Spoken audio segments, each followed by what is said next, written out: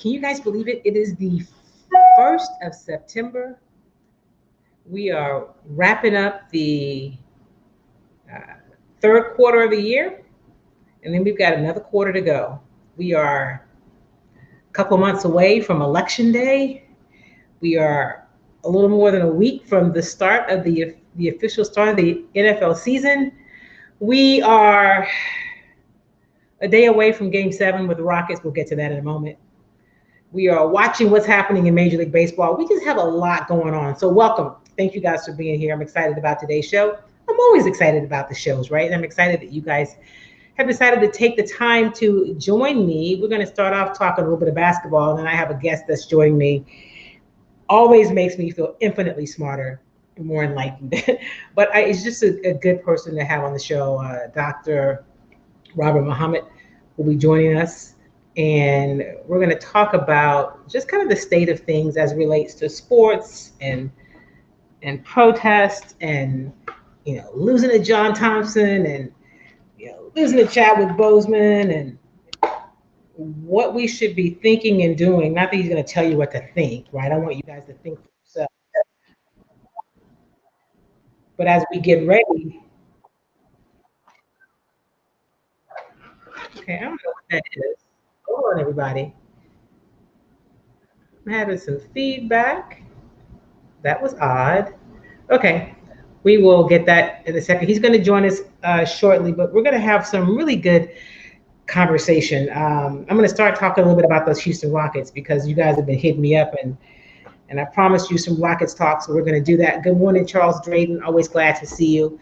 So the Rockets lost Game 6 last night. It wasn't pretty. They blew a lead late. But there's a couple things I want to point out. I've been seeing your posts. I've heard the people on the national shows calling for D'Antoni's head because how do you take the ball away from James Harden late in the game? So here's a question I want you guys to answer for me. Did James Harden want the ball? I mean, I've watched James Harden his entire career, especially since he has been a Houston Rocket. I am not so convinced that he didn't look like he wanted the ball. I'm just saying. Did you watch him? I mean, did you get a chance to look at how he was handling the ball, look in his eyes? Yeah, he's of course the better shooter. He's the better scorer, right? He's the person that can create a shot. He's a person that you want at the free throw line. But if he doesn't want the ball, I'm saying, we've been down this road before. And so a few things are true. They obviously can't have 22 turnovers, right? Russ had 7, James had 5. They had 12 turnovers between them. In the previous game, they had 10. So turnovers is a problem. But also they ran up against the Oklahoma City Thunder team. That has been the best closing team in the league all season. In the last 5 minutes of the game, that's what they do. And Chris Paul played lights out. And Chris Paul knows the Achilles heel because he's been on this team. And at the end of the game, if you heard his post-game comments, he said, hey, he's proud of his team. He gave props to John Thompson, all those things. And then he talks about, some people are made for those moments. Some people want it late. Some people don't.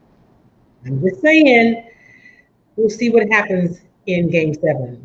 But what needs to happen is that the Rockets cannot afford to let that game go down to the wire. You do not want to be at an end-game situation with a team like OKC because that is what they're good at. Like you blew them out by more than 30 in Game 5, but you're going to have to play consistently the whole night, right? I heard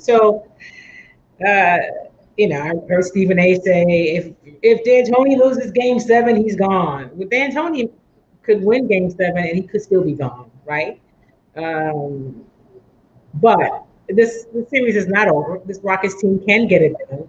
And so we've talked a lot about, James Harden and does he want it late? And the champions demand the ball and get it done. That's all I'm saying. And I'm just not convinced that is what James wanted last night. So stop asking stuff for people if you don't even know that's what they want, right? That's all I have on that. Houston Texans, I don't really have a lot on that either. There's nothing really to report. I've been to one practice because the practices are limited in terms of who can go. I get that, because of the coronavirus. They have scrimmages, so I haven't seen them. So I've not really seen them in action much. I see what video the team is willing to share, and I do get to participate in the interviews, but I can't. I don't have a lot of thoughts about how they look because I haven't seen them. So I'll be watching them with you. Okay, I'm always going to be honest. I can talk to you about what they're talking about, and so yeah, there's that.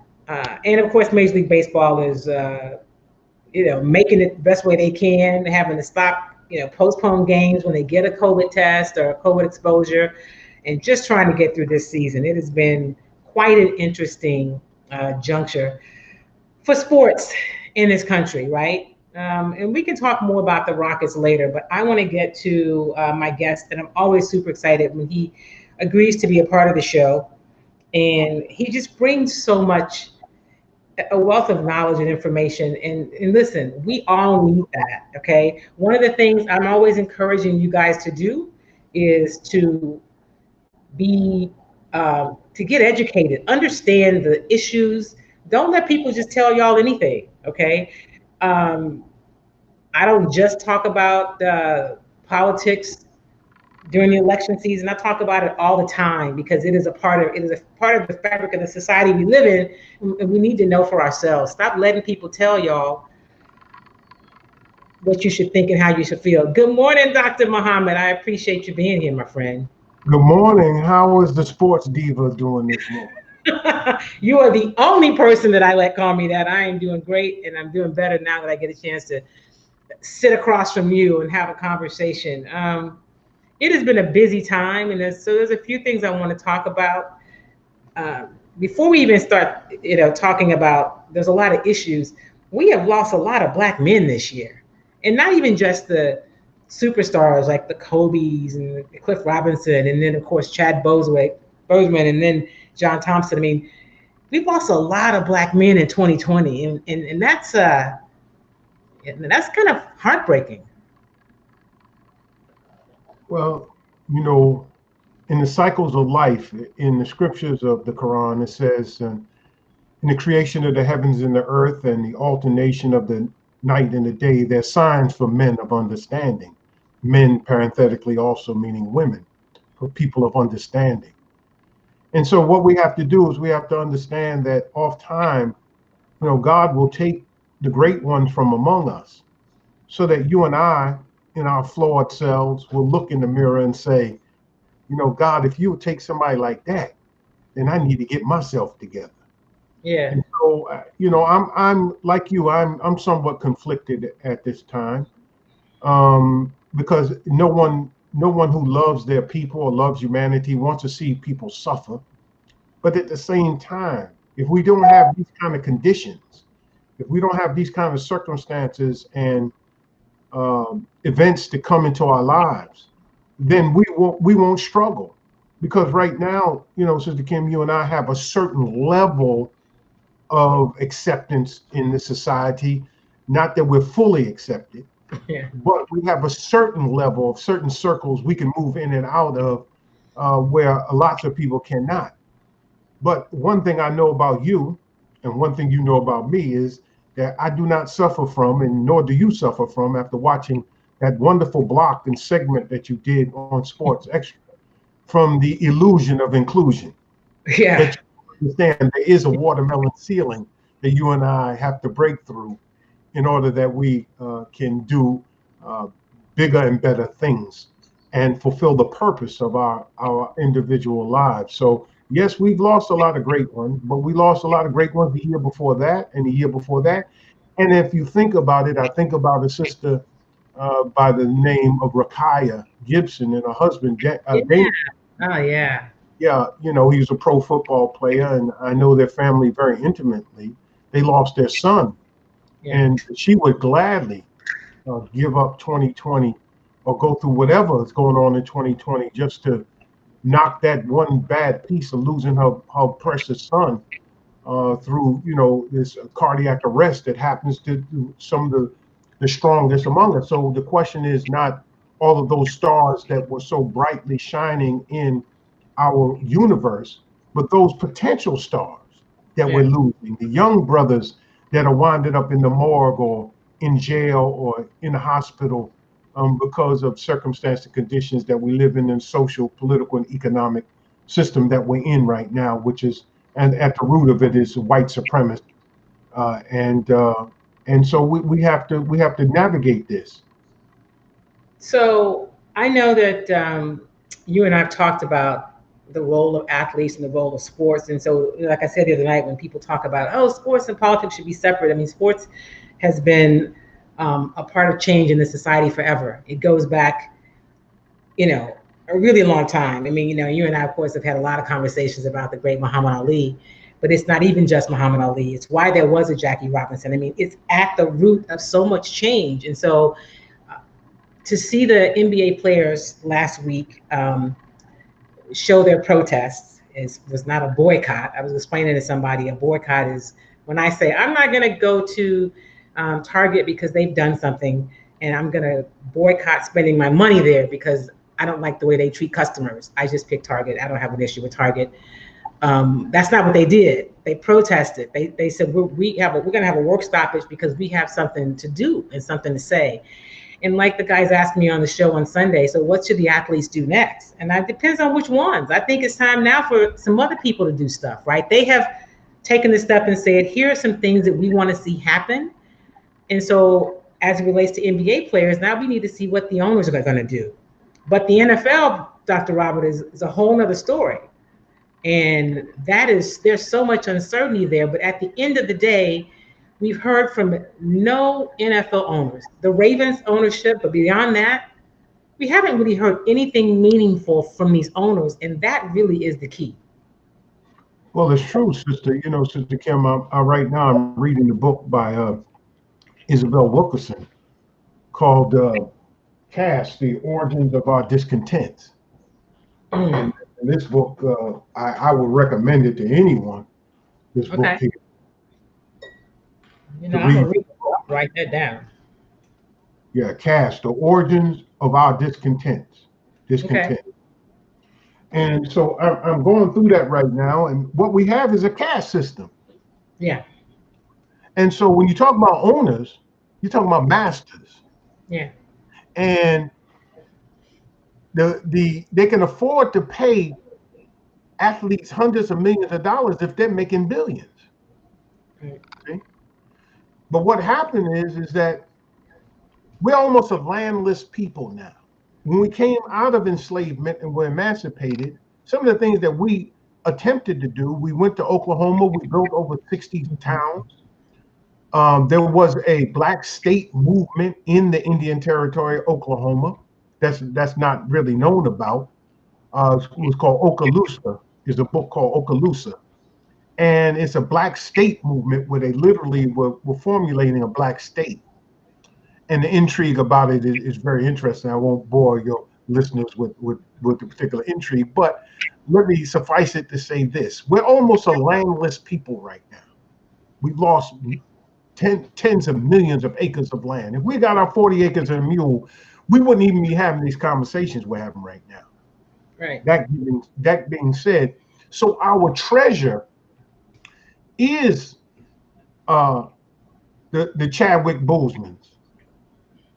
Our treasure is the Denzel Washingtons. Our treasures is the LeBron James and the Kobes and the John Thompsons. This is our treasure.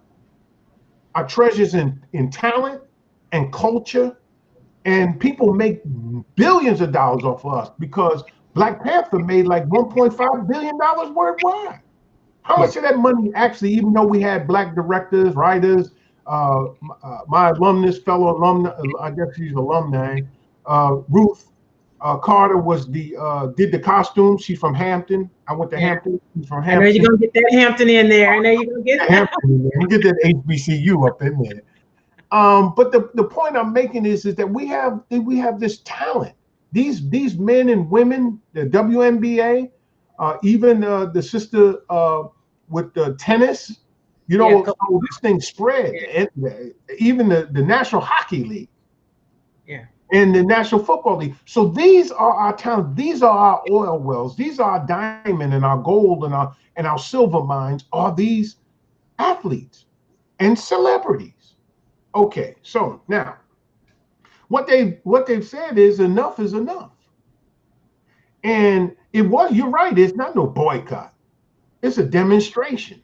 I want to demonstrate to you, I'll flex on you if you continue to kill my people unabated and have unmitigated, you just don't care.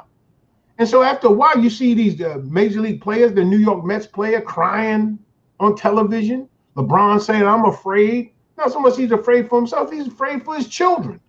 Right. You make all of this money. Robert Horry, I'm talking big shot Bob. That man got as many rings as anybody else. He may not have been the star, but big shot Bob. He's got 7. Robert Horry? Yeah, he's got 7 rings. Yeah, for him to say what he said, you end my son, I'm going to end you. I mean, hey, whoa, I picked that up, man. He started talking like Samuel L. Jackson, in that movie. He said, yeah, kill him, and Samuel L. Jackson, boy, that boy there. But I'm trying to throw a little sugar with this because I don't want to come so hard on your program. But dear sister, I'm conflicted like you are because you love your people, you love humanity.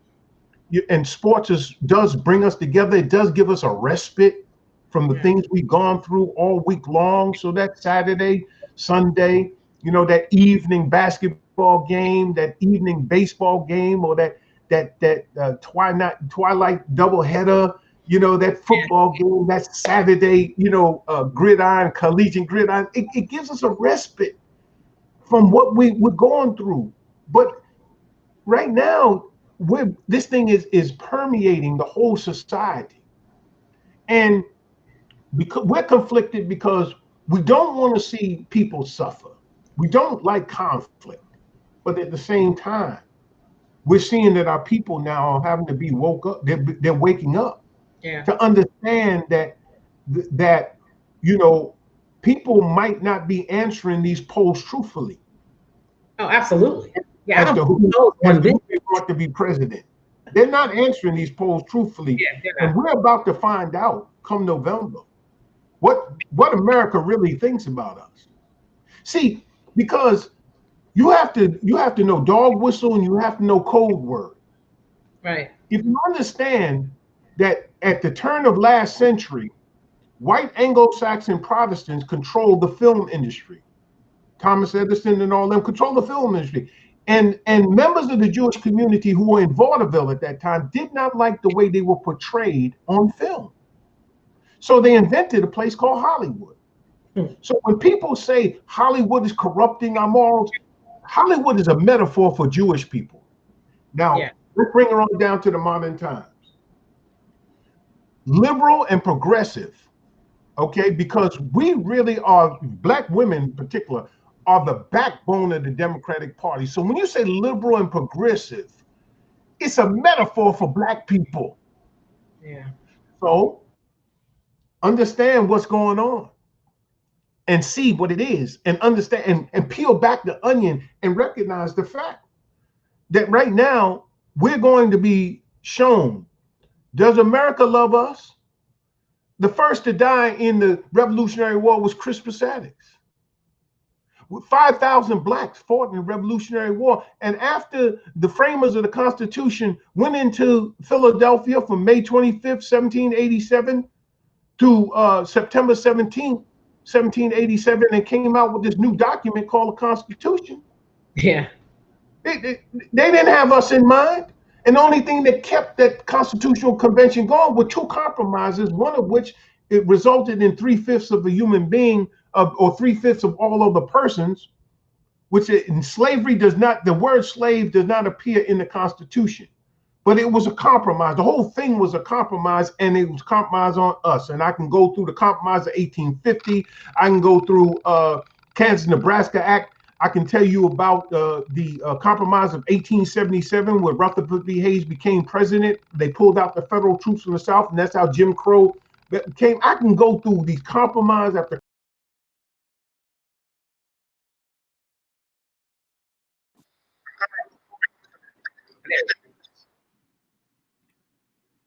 There we go.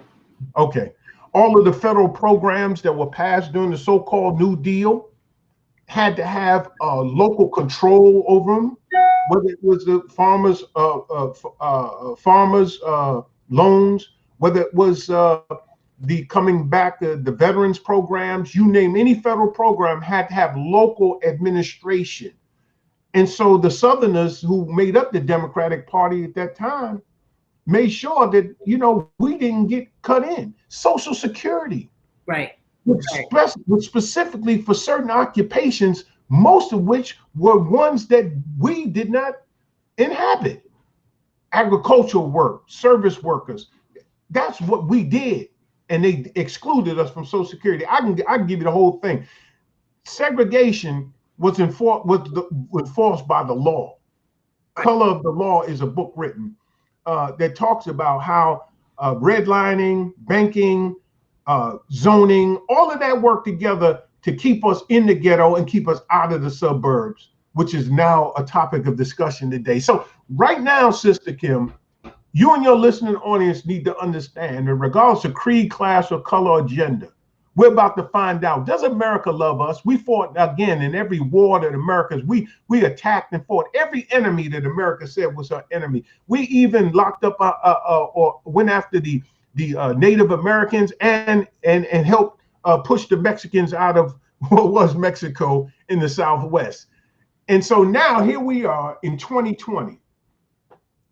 And now you really telling us what you really think about us after all this time. Okay, there's no more cotton to be picked, no more dishes to be dug, and there ain't but a few more shoes to be shined. So you don't have any more use for us. So what are you going to do with us? And that's where I don't even know. I agree with you in all of that. And so I don't know that we really need to wait till November to find out what America thinks of us. But question is, I don't think that even when slavery was abolished and, back in the day, it wasn't because they cared about us. It was because it was a business decision.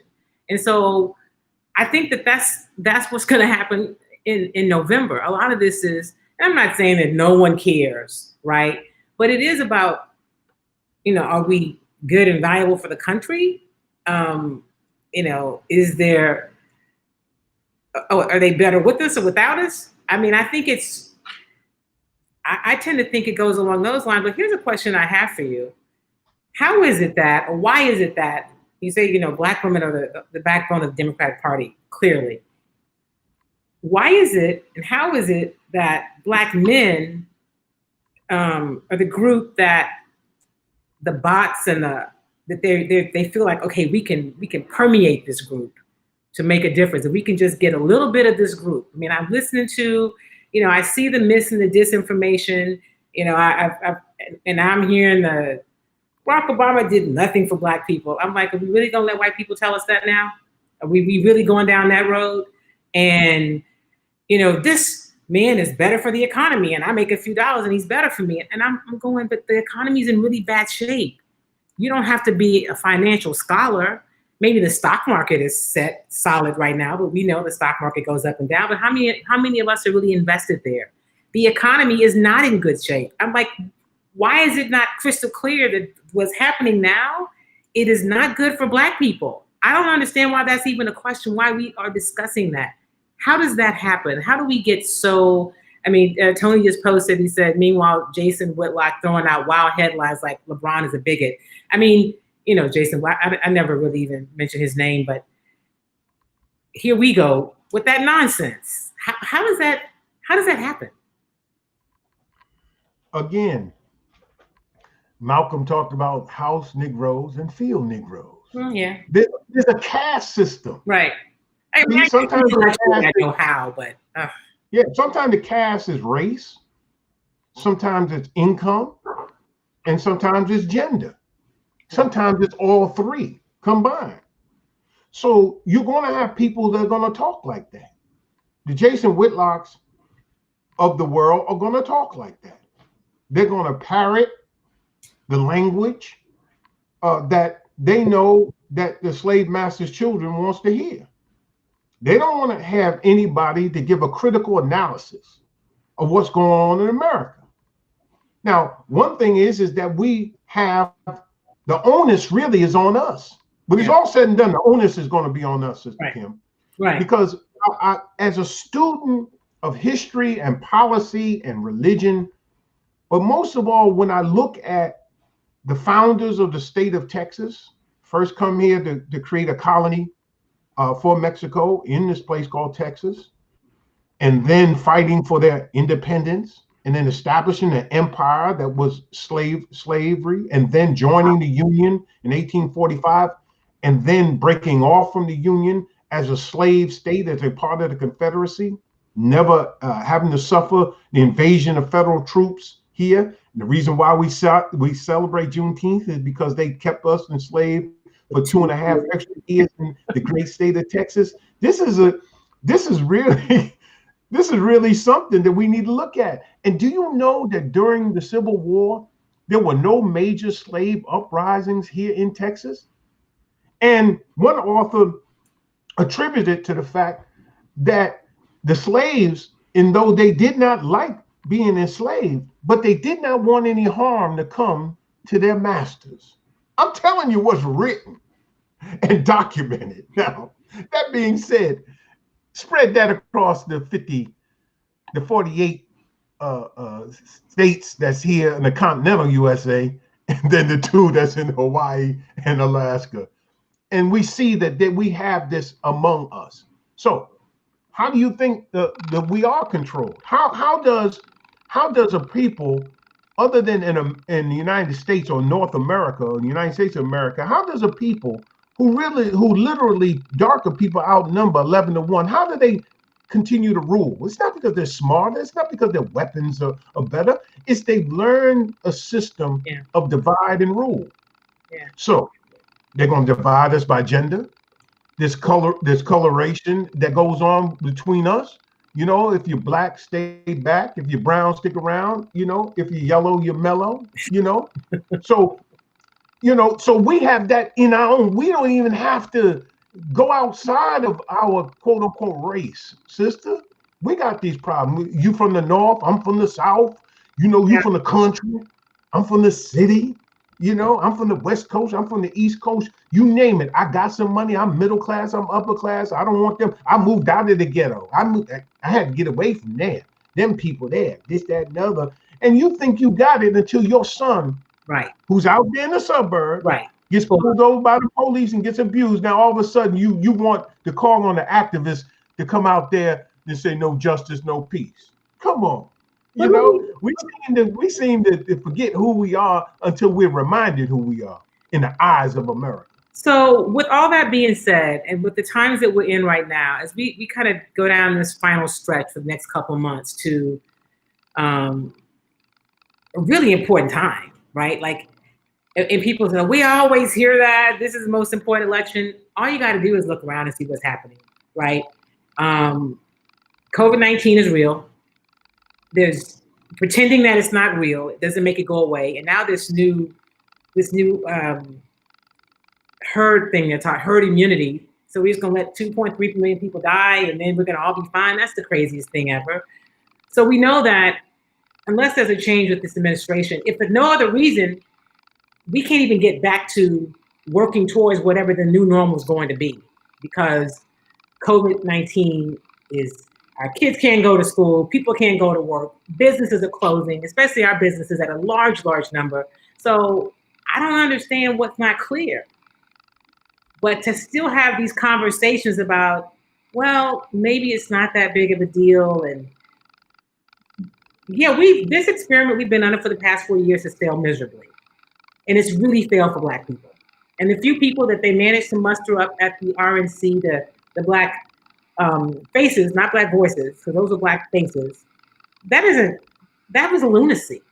Like, how do we get people to understand it's great that you believe Black Lives Matter, so do I, and that you're marching, but if you don't take that protest a little further into the voting booth and let these people keep stacking the judges and the courts, you'll never see a cop convicted. I mean, you know, it's so much bigger than just whether you like the people on the Democratic ticket. We know what the other side stands for.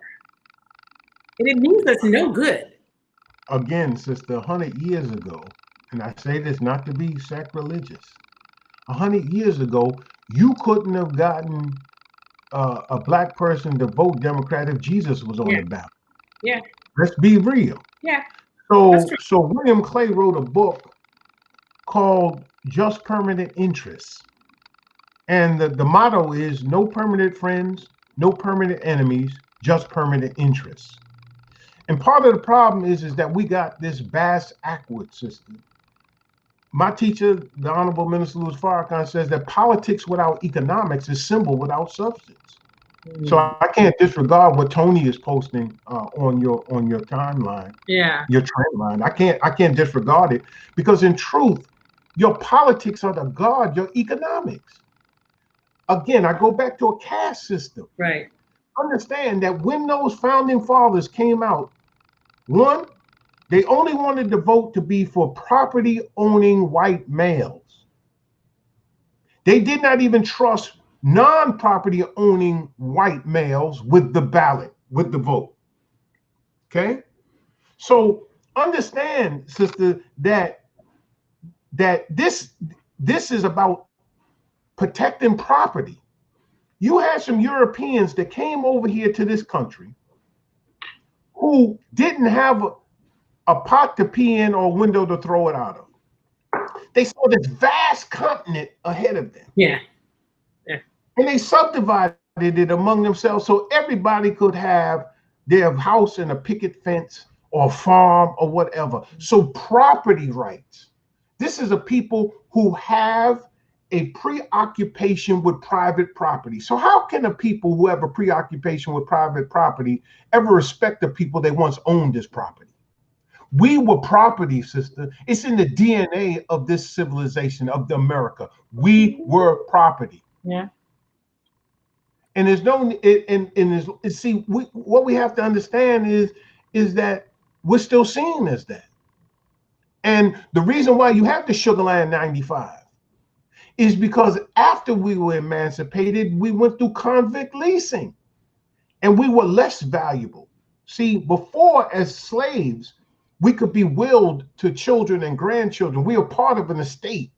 We were that which you were taxed upon. We had value. So if we were injured or killed, then that's a loss on the books. Yeah. But once we were so-called emancipated and the North took away the Southerners' property, we became valueless. And that's why you look at the hangings that went on, the lynchings that went on, and they were public spectacles. So let me wrap this part up by saying this. In the city, we facing gentrification. Yeah. Right. But then the president administration don't want us to go to the suburbs. If they come to the suburbs, then they're gonna destroy your way of life. And we gotta protect our women. That sounds like some Emmett Till Lynch. He wolf whistled at this white woman kind of talk. I'm telling you what. Yeah. Birth of the Nation. Yeah. That movie by D.W. Griffith was about these savage, ignorant Africans that were emancipated, that were preying upon our women.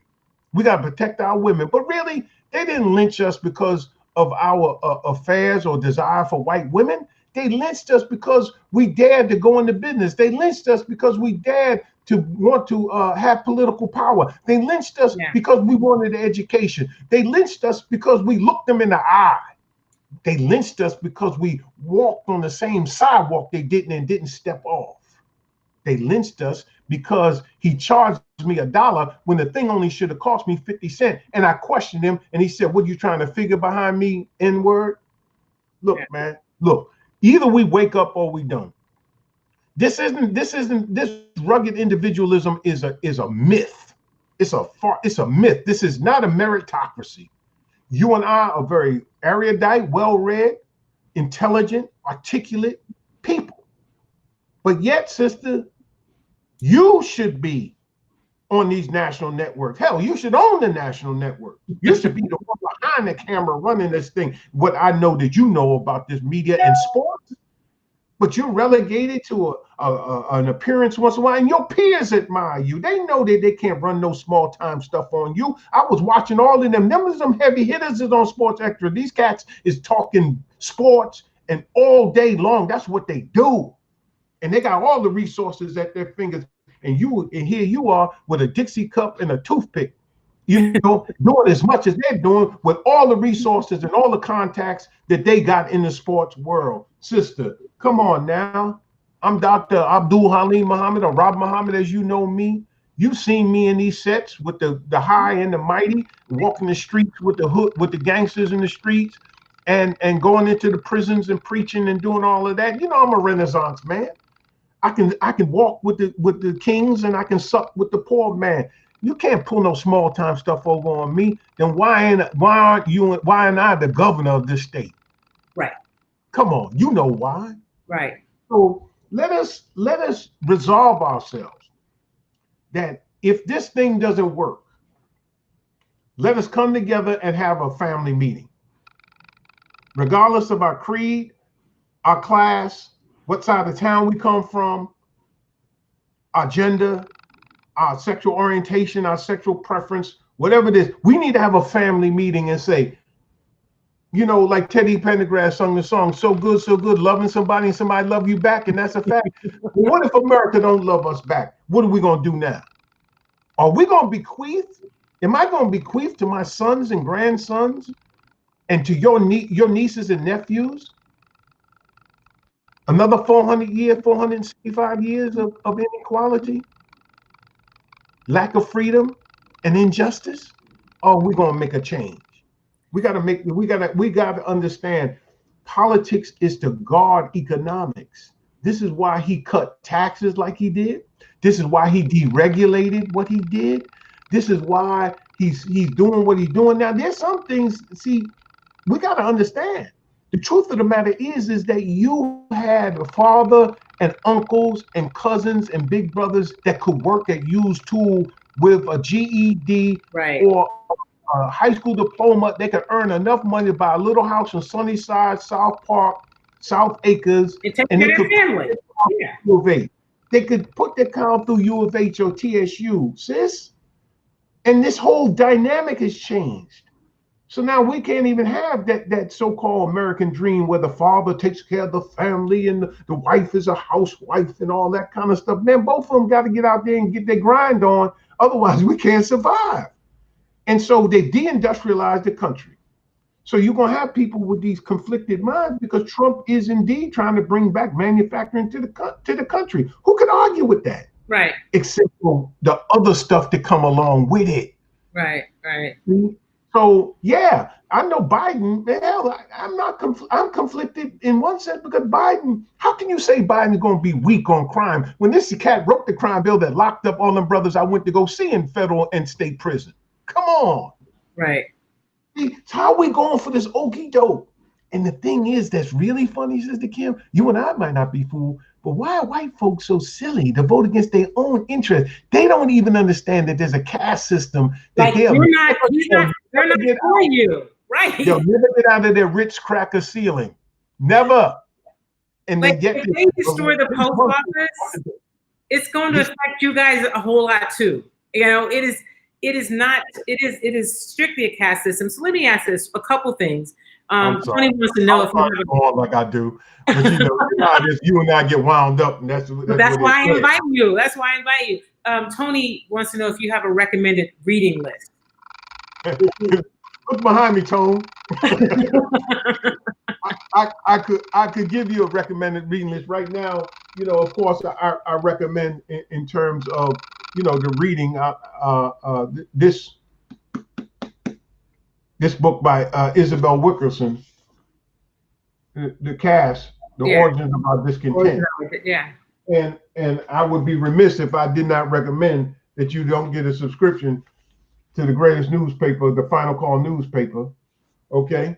And the book for me is, of course, his Message to the Black Man in America. If I mention that would be crazy. You know, but of course your reading should be, you know, a wide range of things. I've got books by Thomas Sowell and Shelby Steele. I mean, I read both sides of the spectrum, and I'm not all liberal and not progressive.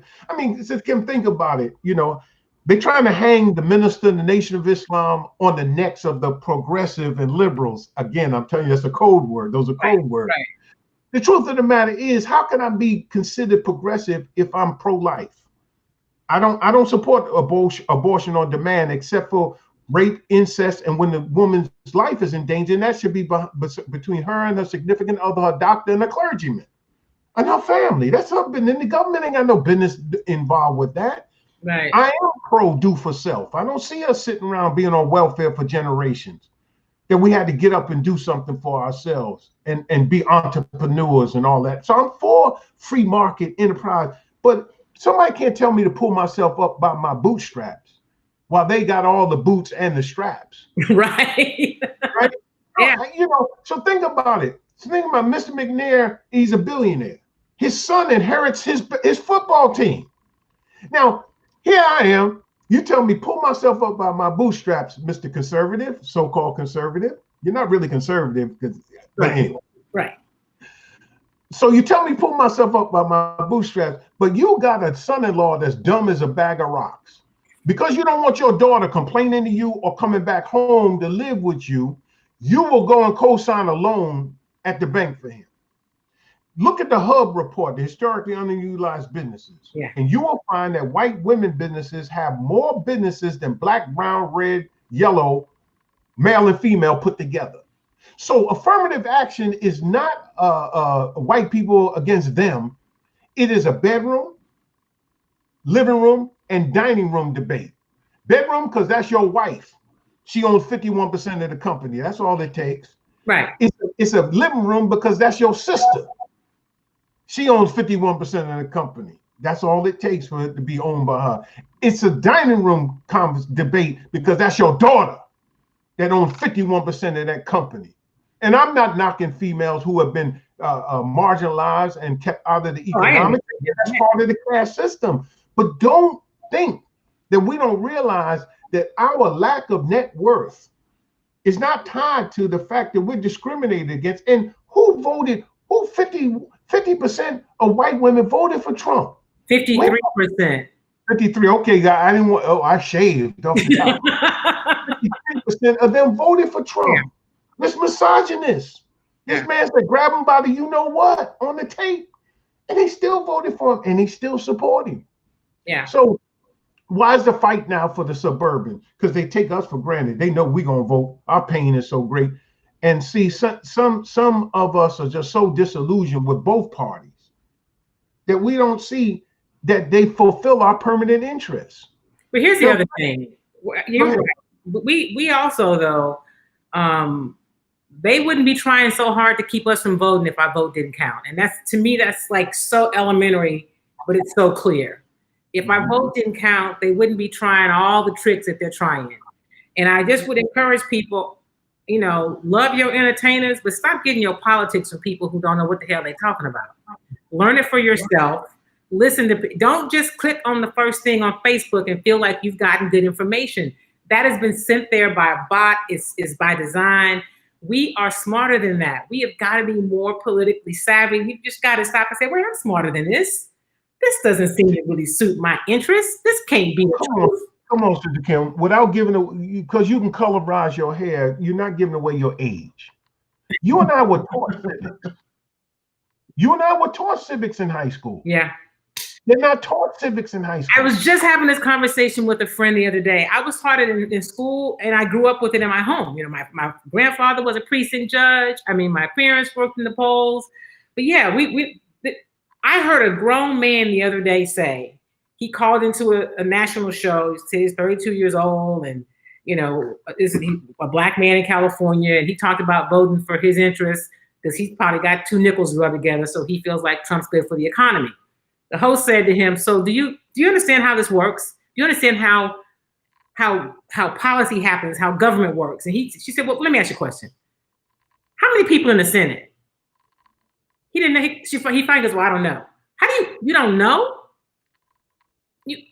You're going to talk to me about economy and you don't even know how this works? And then I thought, wow, he is not alone. There's some other people like that making some ridiculous statements and they don't even understand the process. They don't know the three branches of government. They don't understand why we have a bicameral legislature. They have no idea of the separations of power, the division of labor. They don't know that the House of Representatives is not a democracy; it's a dictatorship by the Speaker of the House, whomever is Speaker of the House. Yeah. They don't understand the role of the Senate Majority Leader and the Senate Minority Leader. They Right. don't understand why there is a Senate. How a state like Rhode Island Has the or same like representation. Montana or Idaho, who has Right. less people in it than we have in Houston, Texas, just about, and include Fort Bend County, Brazoria County, and all that. How they can have two people, two representatives that literally could stop the whole show. Yeah. They knew what they were doing when they set this thing up. It never was about the poor people. It never was about people of color. It never was about women. This is just something that we see. We gotta come out. We gotta come. I don't know if you remember that show called Fantasy Island, Yes. where the plane was coming and the man, the dwarf would say, the plane, Mr. Rock, this the plane, boss. And he would talk like that, and they would wear the white suits. Well, this is Fantasy Island that we live on. That somehow we think that we vote and that things are going to change. Let me say this about Barack Obama and Chadwick Boseman. My grandchildren saw that black man walk into the room and the press stand up for him. My grandchildren saw generals with medals and ribbons and stars, when he come into the room, stand up and salute him. My grandchildren saw him on the stage debate the best that white America had to offer and defeat them. And in the political game, though he was selected, who he still was elected, still defeated the best that they had, the best things that they had, the best minds that they had, they could put together. My children saw that when he walked, got off a plane in some of these foreign countries, and they had an honor guard for him. He saw him with world leaders inspecting the troops, inspecting the honor guard. Man, come on.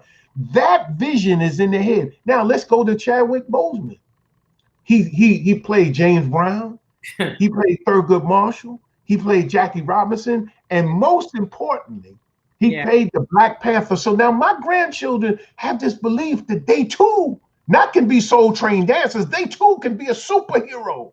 Right. It's in there. You can't erase it out of their heads. And so no matter what the present occupant of the White House tries to do by destroying all the programs and everything that was implemented by the prior administration, he can't take that vision out of my grandchildren's head that they can run stuff. So they're going to have problems. So it boils down to this, sis, as I come down to our utility. Whether we're of any value to this country other than sport and play or sweat, making people laugh, dance, sing, shoot a ball, knock somebody out, hit a baseball, run a football. If that's the only value we have, and even these are starting to rise up again, then at a certain point in time, we have to get rid of these people. Because guess what? We're going back in the city, and we don't want them in the suburbs. So what are we going to do? We're going to lock them up, or we're going to make sure they don't have health care so that they die of colon cancer, heart attack, diabetes. That's why COVID-19, look, you got to drill down into them 180,000, near 200,000 people. Drill down into the numbers and find out the pre-existing conditions, many of which suffer from diabetes, respiratory. We have asthma because we live near concrete crushing plants. There's environmental racism, lack of health care, miseducation, poor diets. Where's our fresh fruits and vegetables, sis? Come on now. Where's our whole food? How come if over on Kirby and in Memorial and in out in Sugarland you got Whole Foods, then what the hell are we eating in the hood? Half food, quarter food? What are we eating? Yeah. And go in and look at the corner stores. Some of the food is expired. It's processed food. And our poor sisters, when they're WIC cards, they find out, man, they got more days than they got check. So our children are eating processed food. They're eating Cheetos, hot Cheetos, thinking that's it. What is a vegetable? Cheetos a vegetable now? So I'm telling you, we literally, if I use the word genocide, then somebody say, oh, he done went off the deep end. But you have to look at this slow thing. And then who are they going to give this vaccine to? They rushed it. Right. No, experiment on your own folk first. Let me see how that works for you. Unless our virologists, Right. our epidemiologists, our chemists, our biologists look at this vaccine up and down through it, I would not recommend any of us take this thing. Well, and even the medical professionals are saying the same thing. They're like, wait a minute, this isn't how this is supposed to work. But listen, I like to give people some marching orders, right? To give them some things to do. I'm always encouraging them to read.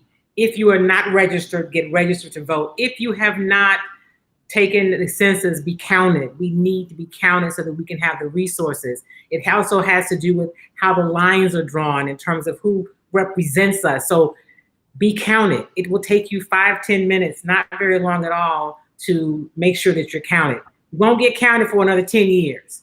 They want us not to be counted. They know we're here, but they want us not to be counted.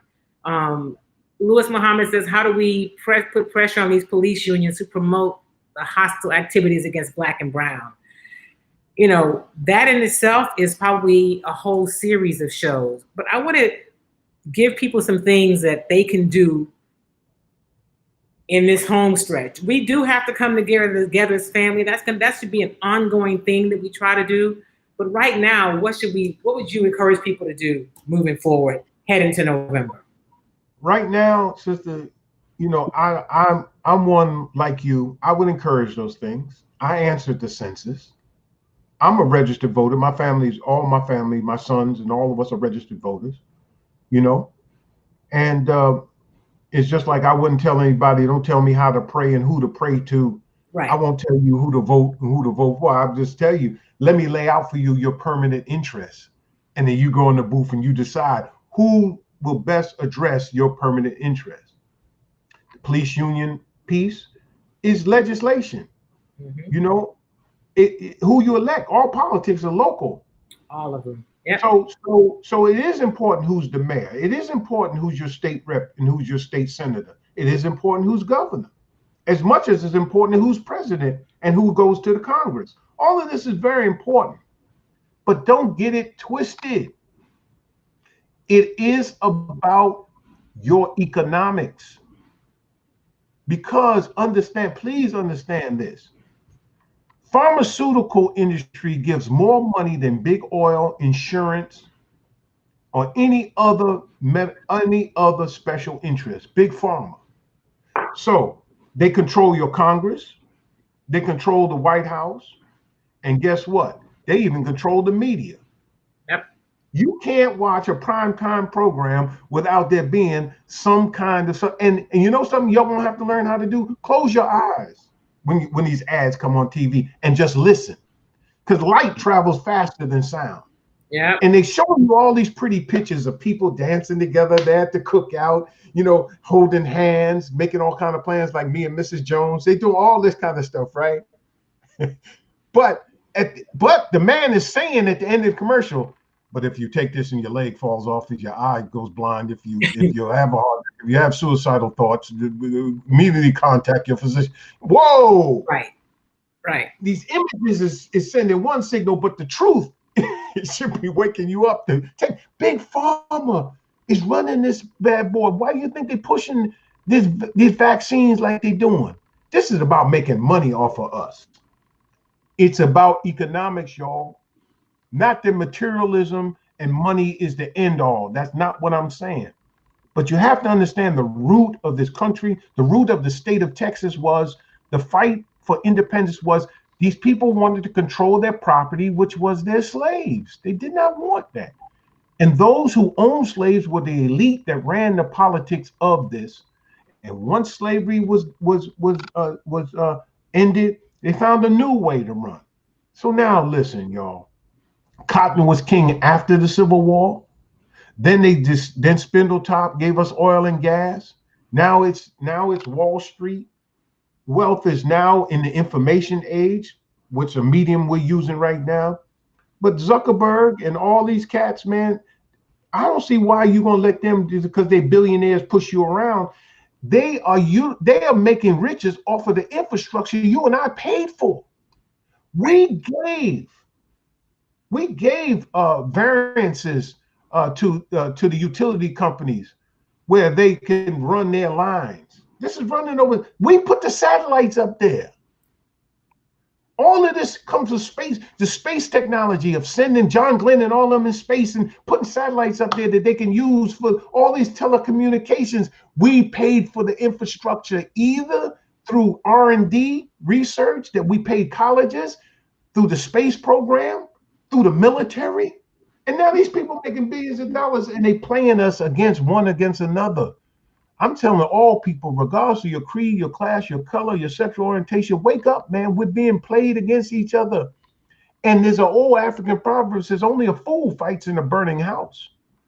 But I say to our people, sister, for me, my lifelong quest and my quest as an activist and a mover and a shaker in this city in terms of a public figure has always been for us to have that big meeting, to come together and to lay out a unapologetically Black agenda. Everybody else does it, and we should not be ashamed to offend people if we tell them you can't come in this room. This is a conversation we got to have among ourselves. And I'm not just for quote unquote progressives or liberals. I want the conservatives in there. I want them Booker T. Washington, Black Republicans. I want everybody in the room. And let's hammer this thing out. You got a thesis, I got an antithesis, and let's put a synthesis together. We'll go forward. Suppose the election does not turn out the way you think it should go. Suppose now we got another 200 to 300 more federal judges that are going to be appointed in the next 4 years. Suppose our healthcare system, what's left of the ACA, is destroyed. Suppose we have martial law declared in the inner city because we're going to keep on protesting. Suppose all of this unravels right in front of your face. Then what are we going to do? Huh? Again, I close with this. I'm not trying to be doom and gloom. I'm just trying to say to us, look, keep all options on the table. Yeah. Keep all options on the table. So we have to talk about it before it's here. We can't wait and then be reactionary, right? We have to have a plan. And I think that's what I hear you saying. We've got to have a plan. And we got to get beyond a lot of this petty stuff that keeps us from being able to get in the room and have this big meeting, right? You don't have to invite the people home to have dinner with you and make them the godparents of your kids. But you do have to be able to work together. We have to have, as Charles said, he said economic unity leads to community empowerment. We gotta have a mindset. It is true. Well, sister, you know me the best you can. I mean, that's why we have a great affinity one with another, because you know I'm gonna tell it like it is, and where you're always free to disagree. I've never looked down on you because of your gender or anything like that, man. You like my sister, hey, for real. Yeah. But let me tell you that I was in the room. Yeah, with the former mayor and with all of the NAACP and the Urban League and all of them when they were negotiating for these stadiums. So don't let nobody tell you that politics and sports don't go together. This is how Drake McClain got his then Enron Field. This is how Les Alexander got his Toyota Center. This is how Bob McNair got his NRG Stadium now. That's how they got him. It was politics. We paid for them stadiums. We're still paying for them stadiums. Don't let anybody tell you that. Our politics go way back, sister. They go back to Jack Johnson. Yeah. They go back to, you can think of Jesse Owens. This man defeated the myth of white supremacy, Aryan supremacy. He busted Hitler's bubble. But he had to come back here and be almost like a carnival show, racing horses and whatnot. This is ludicrous. And why now they love Muhammad Ali? I love Muhammad Ali. You love Muhammad Ali when you seen him at the Olympics shaking from Parkinson's disease, but you didn't like the Louisville Lip. You didn't like the Muhammad Ali that stood up against the Vietnam War. Now you appreciate Colin Kaepernick. Oh, now we should have listened. Now that the daggone cities are on fire, people are now all of a sudden, wow, it never was against the flag. Yeah, It but never that's also voted that disingenuous. I mean, you know, he that's, was sitting down. He yeah. was sitting down, and his teammate, who was a veteran, said, "No, it would be better if you kneel." Now everybody wants to invoke Dr. Martin Luther King. Right. Get out Only of here. parts of them, though. Only parts of it. They don't want to. They pick out the parts. Yeah, but you know that last year of his life, the very people say, "I marched with King." Them suckers abandoned King when he stood up against the Vietnam War. Yeah. They called him an anti-Semite when he took his civil rights movement to the North and found out the slums, you know, were some of the very people that he so-called marched with him in the South. You know, are these people abandoning him because they didn't want to offend Lyndon Johnson, who was fighting the war in Vietnam, and they wanted support for their nation or a nation over in the Middle East? I don't want to be accused. I don't want to get you in no trouble, but I'm just saying like it is. I got documentation. My documentation beats conversation any day. I'm not making none of this stuff up. I'm pointing out that we only love our leaders when they dead. Malcolm X was the #1 anti-Semite in America at the time of his death. Now all of a sudden, the autobiography of Malcolm X is required reading, and you give millions of dollars to make a movie about an anti-Semite? Oh, come on. Who killed Malcolm X on Netflix and all this other stuff? Sis, they only love dead leaders. This is why you can't say the word Farrakhan. I'm gonna say it 3 times. It's like saying Beetlejuice 3 times. Farrakhan, Farrakhan, Farrakhan. I'm gonna say it 3 times, and that should settle the thing. So the bottom line is, beloved, is the things that you said. Yes, be counted. 2, register and do exercise your franchise. But 3, pool your resources and do something for self so that your politics guards your economics. Yeah. And if you got skin in the game, then you're going to stay engaged in the game. And I encourage our athletes and our celebrities to pool their resources together and buy up as much land as they can buy, farmland they can be, so we can feed our community. By feeding our community good, wholesome food, we can close the health disparities. There are thousands of industries that come out of agriculture, agribusiness. Mm-hmm. We can do that. We can engage in international trade and commerce. But the first thing they have to do, they have to decide that, you know, it's good to build a gym and a playground and all of that. But they'll really find out when they pool their millions of dollars and they come in conflict with the interests of their billionaire owners, they'll really find out what business is really all about. And this is about, you know, taking care of the people in the neighborhoods they came out of. We don't have to suffer from gentrification. Gentrification is controllable if you control the land. This is why I love State Representative Garnett Coleman. I don't care what anybody says about him. He, utilizing these special districts, has literally got millions of acres, millions of square feet of land in the 3rd Ward and Greater 3rd Ward where you have to build affordable housing. I love that about him. You can say anything else about him you want to, and I may agree. But that thing right there, I don't stand on that. Right. Because you can't stop gentrification, but you sure can be a traffic cop and regulate it if you control the land. Remember, we had that conversation, you and I had that conversation back and forth email where we were going back and forth. So as an urban planner, I completely understand what's going on. I see what's going on. But ownership is what this country is about. Right.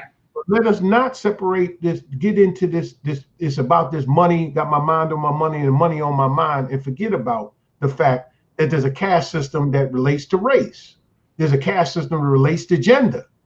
So let us not forget that, and let's tie it all together, and let us get freedom, justice, and equality within the social, political, and economic order of America. And if we can't, then come see us, the Nation of Islam. We want to talk to you about another option that we're going to have to exercise, like all other people did, like the founding fathers of this country did, the founding fathers of the state of Texas did. We're going to have that conversation and have a plebiscite, a vote about it, whether we're going to stay or whether we're going to go. I'm not saying go back to Africa. Yeah, we built this country. Right. Let's talk with the Indians and see what they got to say. And can we get some of this earth we can call our own so we can live in peace? If you're going to have police killing us and you don't do nothing about it, And the unions know they're wrong, but yet defend them. And we you know, what's going to happen? What are they trying to force us to do? And if we strike back, then what? Right.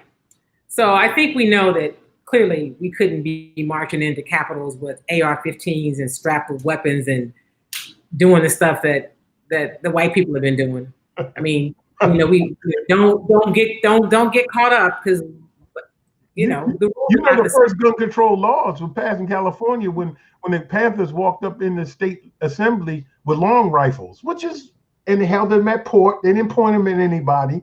They said, right. Oh my God, we can't have this. That was it. Oh, right. So the first gun control laws were to make sure that black people didn't have guns after the Civil War. Look, sis, in my library here, I can document everything that came out of my mouth. And I didn't write it. They wrote it. They documented what their own people did.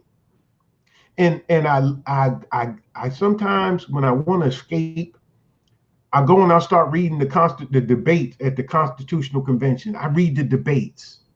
What was on these men, that Roger Sherman and all of these men, George Mason and Thomas Jefferson and Ben Franklin, all these men that were in that room arguing. I love reading the debates of what was happening and what was in their minds. And I understand what we're living in. I'm under no illusion, Sister Kim. We can make it better. I do want it to be better. I don't want our people to suffer. But the bottom line is that I cannot, in good conscience, bequeath to your nephews and nieces, my sons and grandsons, inequality for them to struggle with. I can't pass that on to them. I have to move the ball just a little bit closer to the goal line for us to really be free, justified, and equal. And it's not on others to do it. It's on us to do it. That's why I talk about this family meeting. And lastly, we can't build a new Black Wall Street as long as there's bloodshed in the street. So we got to come out from behind our pulpits, our desks, behind our alarm systems and our burglar bars, and get out there on the street with our sons. We're afraid of our own grandsons and sons. I don't understand it. I love being out amongst the brothers. Yeah. The hardcore. I love it, because if they read you, if you genuinely love them and you're unafraid, they'll listen.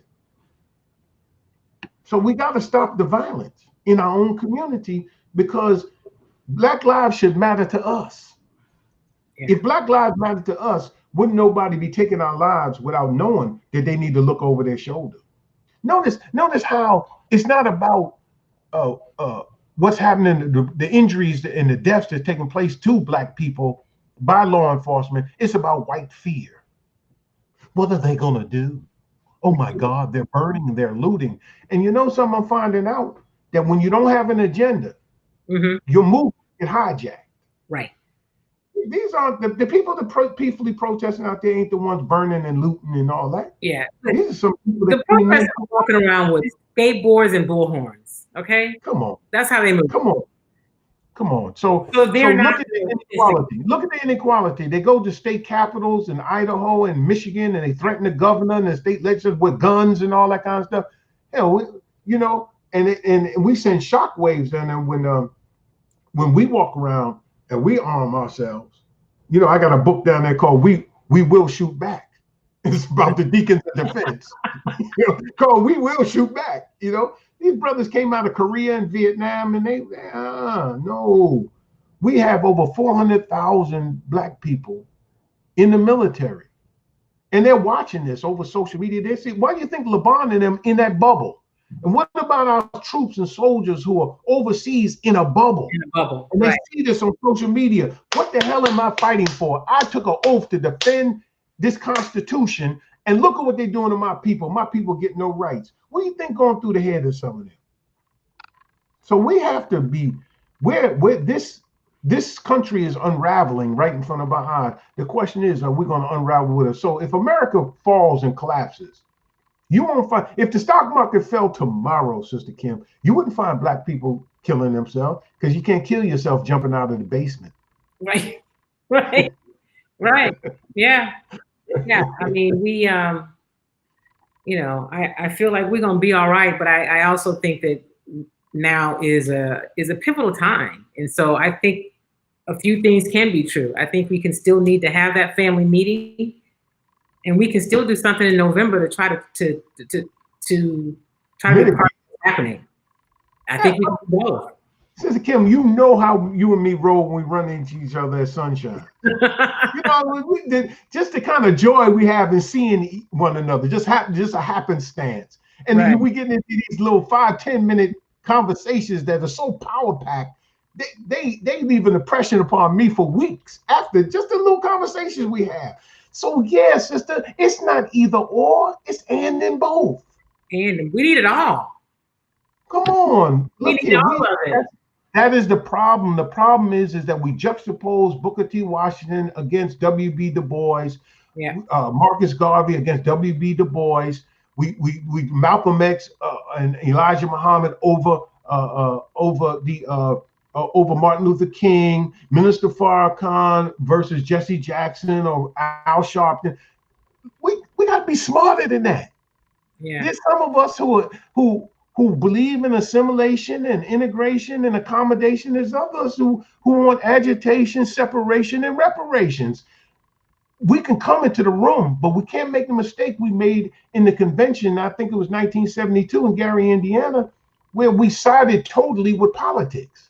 It's called The Death of Black Power. It's another book back there. It's called The Death of Black Power. We went with... I haven't read that one. We went with politics. But again, as Minister Farrakhan said, politics without economics is symbol without substance. If you don't, look, I got a letter in my closet from the head of Johnson Products. In 1980s, Minister Farrakhan and Nation of Islam had a program called Power, People Organized and Working for Economic Rebirth. And what we were going to do was we were going to make our impact in the hair care industry. And so Johnson Products, along with Coma, Cottrell, and others, were going to produce our products. They were threatened by certain members of the Jewish community that if they did it, they would pull their products off the counter, out of the stores. I got a letter from that man. I wrote him and said, "Why are you doing it? Why are you folding?" And he wrote me a very apologetic letter. Now, where's Johnson Products now? And we had a corner, a lock on funeral homes now. And then this big corporation came and started buying up our black funeral homes. See, we have literally seen our economics diminished. And then you mentioned, I think it was over 440,000 black businesses that have not survived coronavirus. Yeah. Right. So what are we to do? Who given our Congress people, our state senators, our state representatives, our councilmen, our mayor, who is giving them money? Who do they go for money? And then who do they come for the vote? So I'm not looking for a program. I'm looking, like James Brown said, I don't want nobody to give me nothing. Just open up the door. I'll get it myself. All I'm looking for is a hand up, not a handout. Not that we shouldn't get paid for what we do, whether it's a government contract, because you know how many billionaires there are that made billions from government contracts? Absolutely. Right. Come on. You know, that should be it. But the whole thing is, when you say government, you know, when Ronald Reagan said government is not the solution, government is the problem. Look who's behind the counter at the DMV. It's Keisha and them. See, that's how we came up in the middle class, sis, is because Truman integrated the armed forces, and then that trickled down to government service. You can't take my tax dollars and discriminate against me. So that's how we came up. That's why in DC, in the DMV, DC, Maryland, Virginia, and that whole area, you're gonna find a lot of black middle class people because they came up through government service. So when you cut back government, when you do all the things in government, you're really attacking the black middle class. We have to know that this is war. And also the post office. And a big part of it is the post office. Oh, come on now. Business is warfare. And we better understand and get the art of war in our head. Business is warfare. Okay? It's warfare in some cases without bloodshed, but it's still warfare.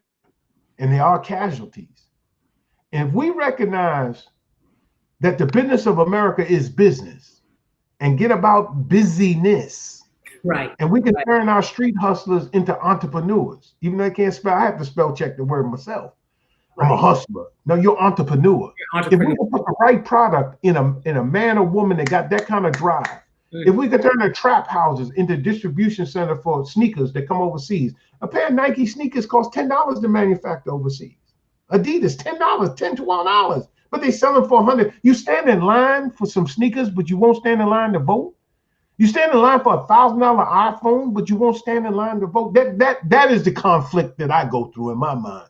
Right. You know, so I want you, Sister Kim, to be encouraged, but also know that your brother is always going to be the sober voice in the room. I say, yeah, but.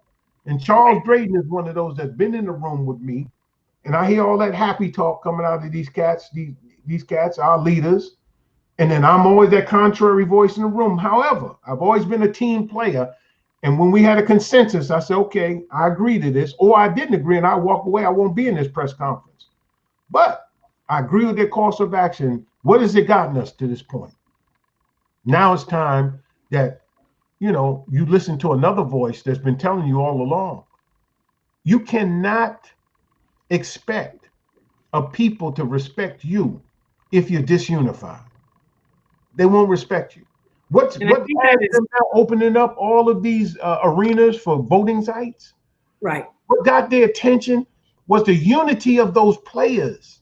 Right. Man, they were all in that bubble together, and they're reading a statement and standing up together, and then they read the statement and just walked off. They dropped the mic and walked off. I just love it. And it had to send shivers up a spine. What if you're a billionaire? You know doggone well you gave money to the current occupant of the White House. Right. But here's the thing too. I know that you know you played golf with them jokers. You know you've been there. Yeah. But here's the thing too, and I know we could talk like forever. One of the things I hope that we become a little more sophisticated, you know, just a little smarter. I'm, you know, not anything extreme, but understand as these players are going to these owners or whatever you want to call them and saying, okay, here are the things we want. I mean, we want to end qualified immunity.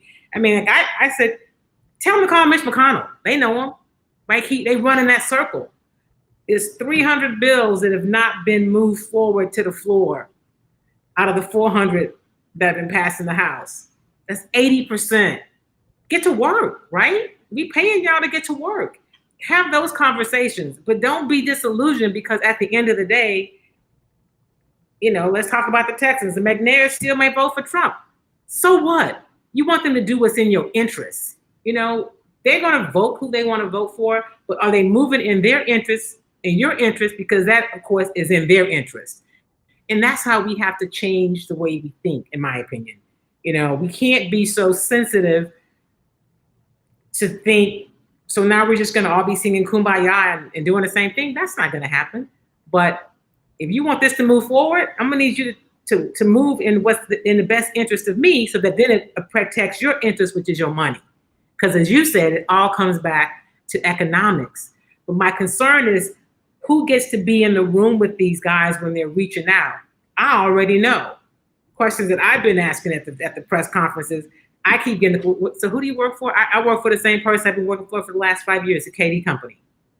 Because then you could call my boss and say, have us stop asking those questions. I know how this works, right? But that's not who I am. And you know, I've never been that person. So I'm going to keep doing what I do. I know, sister. I've been in the room with you. Right. And you know. And right. Charles Drayton, he's bearing witness to what I'm saying. You know, there's got to be good cop, bad cop. I'm willing to be a pariah. I'm willing to be the one who history is not. I believe history will absolve me. I don't think in this day and time I'm going to be viewed because of who I am and whose I am, and I've represented in this city. I just don't believe it. But I believe history will absolve me. My grandson said, in what you're saying, sister, is, and I'm not thinking about legacy, but I think some of my grandson, I was explaining to him as gently as possible. He's 7 years old, about Chadwick Boseman and separating the actor from the character, Black Panther from the character. And I said, one day, son, you'll figure it out. You'll be okay, and you'll know the great work that young man did, and you'll understand the difference between the character and the actor. And he said to me, Papa, one day I want to know about you. Wow. And it touched me so. My son was there and he just smiled. He didn't prompt him to say that. He said that.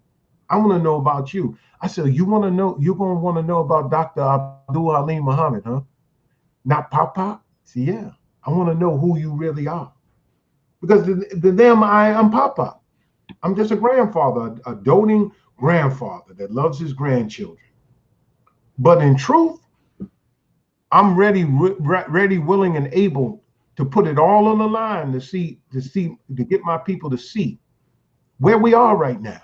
Mm-hmm. And I'm not gonna pull no punches, Sister Kim. I'm gonna ride this thing out. I'm not discouraging nobody from voting. I'm telling do that because there are a lot of things underneath that's very important. Even to the presidency, beyond the presidency, the Congress, redistricting, all of that stuff is tied up with what you talked about, the census. All that is important, all of it. But in the end, we have to organize ourselves. What was the difference between Marco and Laura? Marco fizzled out and just was a tropical depression. Mm-hmm. Laura turned out to be a Cat 4, nearly Cat 5 hurricane because of her level of what? Organization. To the extent that we're organized, Elijah Muhammad said that our unity is more powerful than an atomic bomb. Why do you think not only did they work so hard to keep us from voting, why do you think they worked so hard to keep us disunited? Right. Why don't they want us sitting in the same room together talking to one another? Why they don't want you and I to have this kind of public conversation? Two people that worship in two different things, got two different, but yet we find common ground in our love for our people. Right. And I consider myself one of the greatest American patriots you could ever find, because it's not my country right or wrong. It's my country when she's right, keep her right. And when she's wrong, make her right. That's a real patriot. These jokers, man, you put a flag waving and wearing a lapel pin and flag waving and all that. That's not patriotism. That's jingoism. That's not patriotism. Real patriots want to see the whole. You know, e pluribus unum mean out of the many one. That didn't include us, the Arabs, the Mexicans, the women. They didn't include the slave. It included 6 European countries. That's what they meant by e pluribus unum. Holland, Ireland, England, France, Germany, and there's one more I can't think of right now. It wasn't Spain, it wasn't Italy, it wasn't them, but okay. There were 6 countries that they would think about it. It didn't have nothing to do with us. That's the out of the many one. But if they really want this country, they have to love this country as it is, and it will be by 2040. It's not going to be a majority white country. And that's at the root of it. That's at the root of it. Stephen Murdoch wrote a book called The Texas Challenge. Right. That's another one you want to write down. The Texas Challenge. He talked about the demography of first of all, the demography of Houston, Texas is a bellwether of the demography of Texas, and Texas's demography will be what America will be by 2040. Mm-hmm. Stephen Murdoch is his name. It's called The Texas Challenge. And if you don't invest in education, if you don't invest in healthcare, if you don't invest in giving blacks and browns particularly, because their population going faster, but if you don't give these people, these darker people, opportunity, then who's going to pay your pension? Who's going to pay your taxes? Who's going to contribute to Social Security? It's in your own interest to look out for these people who are coming up, these youth that's coming up, and stop. Let HISD be the armpit of civilization. The way they treat education is a shame. And they got 19th century educational processes for a 21st century mind, and they were caught flat-footed. The whole country was actually caught flat-footed. The whole country was caught flat-footed, right? No idea. The whole country. But you know, we anytime America has a cold, we get pneumonia. Right. So, we don't have internet access. We don't have laptops and computers and all that kind of stuff. So how are our children supposed to do online learning? So we have to, again, organize ourselves to supplement their education. And we got a bunch of retired educators and others that really could teach our children math, science, STEM, all of that. That's just the work. That's what she's on the HCC board. Reagan Flowers. Dr. Flowers. Yeah, huh? She's amazing. Man, please. She walked into the room, man, I want a genuflect when it comes to STEM. This is a brilliant sister. She's brilliant. We got a bunch of them like that. We got a bunch of people like that, sis. Yeah. So I'm I'm optimistic in this much that I know that we have overcome. And we have overcome. I'm already optimistic like that. But that does not come without somebody paying a price of struggle. And unfortunately, no advancement is made without shedding of blood. Some of us gonna have to die for the rest of us to live. And I may be in that category, sister. I don't want to. I want to live like everybody else, but I can't bequeath to us this kind of life for another 100 years. It's not going to work. So no matter who you vote for, sister and brothers, remember, every deed has a consequence. And for every action, there's an equal and opposite reaction. You put Barack Obama in office, so they went to war against students, making it harder for you to vote, young people for you to vote, yep, black people for you to vote, poor people to vote. They say, you'll never do that again on our watch. Right. You make sure that happen again. Nope. Yeah, you make sure you lock up as many of us as possible so we're felons, so we can't vote. So a lot of brothers they can't vote anyway. So what are they supposed to do? Their focus is going to be on money. If I can make some money, I'm gonna be all right. And politics is a lot of times we engage again in cliches, politics. We think it's an applause line. It's not an applause line, man. No. Politics is the art and science of governance. It's how government is the boxes that you arrange. Governance is how they relate to one another. And if we understand, we won't get as frustrated. Why are you mad at State Senator Boris Miles? He's a state senator. He's not the county commissioner. County commissioner has a role. Learn the roles of these people, right? And then you'll know who to call for what. And you won't feel, oh man, none of them accountable. What did you ask them to do? And come on, Kim. That is a question I'm always asked them to do. What did you ask them to do? But we have to know what they're supposed to do. We have to know the roles. We have to know the difference in what the county commission do, and understand that the railroad commissioner is not really about railroad tracks. You got to understand what these positions do, so we know what to ask for when we call and say, hey, listen, Mr. or Miss Railroad Commissioner, I understand that you have something to do with this money as it relates to the Harden relief effort. I mean, we have to be better informed and stop getting, I'm not anti-Facebook. My show is on Facebook and YouTube right now. But I am anti that being the way we get all our information. Vet who you get your information from. Get it from trusted sources. And listen, do the research yourself. Don't let somebody tell you something without you going a little bit deeper and saying, oh, I heard Kim Davis say this. Let me check it out. I heard Ice Cube say this. Let me check it out. Don't just get caught up. And so with that, I would say, Dr. Muhammad, as always, I appreciate you. I hope they don't ban you from Facebook, sister, from having you on the show. But I can't bite my tongue.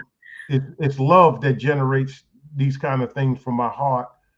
And it's not always if I thought about playing it safe and it was in my own best interest, I would just be quiet and go off and hide off in a corner somewhere. But I truly admire you. I pray that God will continue to bless you and all of your good desires.